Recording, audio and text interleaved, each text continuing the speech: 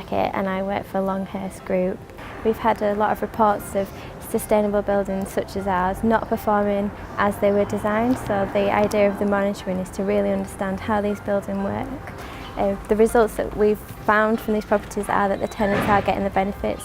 The properties have exceeded a number of tests that we've done, and Robert Woodhead were really good at advising us on what design methods were good for this sort of site. They also helped us rectify any problems on site, helping us talk through and demonstrating with the tenants how to live in these properties.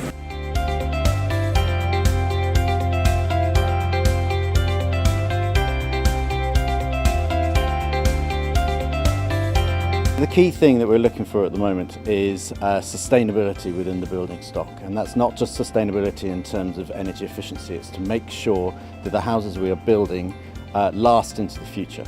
So it's not only making sure that they perform economically, but the people who live in them actually enjoy living there.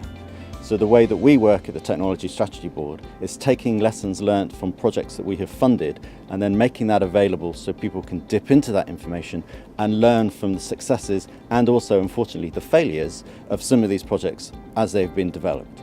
The great thing about Cross Street is the relationship between both West Lindsey District Council, Robert Woodhead and the Longhurst Group to make sure that they're all working together so that we actually really understand where those challenges have arisen in terms of the issues that we have discovered at Cross Street.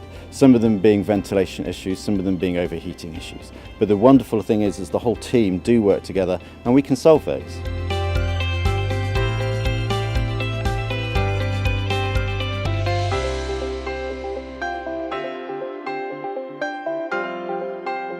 We've got a number of projects going on in and around Gainsborough where we're trying to sort of regenerate the town, and the Cross Street scheme was sort of one of the very first ones of those. So this housing scheme, the supported housing scheme, as well as the sort of private rented sector properties behind have sort of helped to regenerate this street in particular, which is very close to our new shopping area. So it's been key really in terms of sort of making this area a bit more desirable and bringing sort of new residents and new people into it. The tenants are happy in there, they're really enjoying living in the properties, and that hopefully they'll sustain their tenancies for a lot longer. And the results we've had back from the Knowledge Transfer Partnership about the sort of energy bills and the sort of technology have been really, really impressive too. Throughout the project there's been really clear communication, all the barriers that have kind of been overcome quickly just through that open communication and discussion, and I think sort of everyone's approached it with a level of honesty, trying to get to the end result, which is the sort of properties that are there now.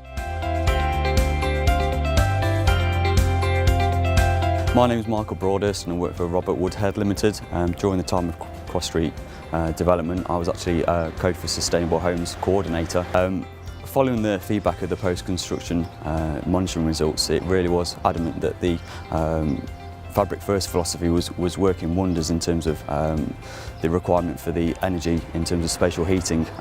This meant that, due to the extreme air tightness of the buildings, reduced amount of energy was required to heat the properties, which also results in, reduced energy bills. These properties really do address the ever-growing issue of fuel poverty.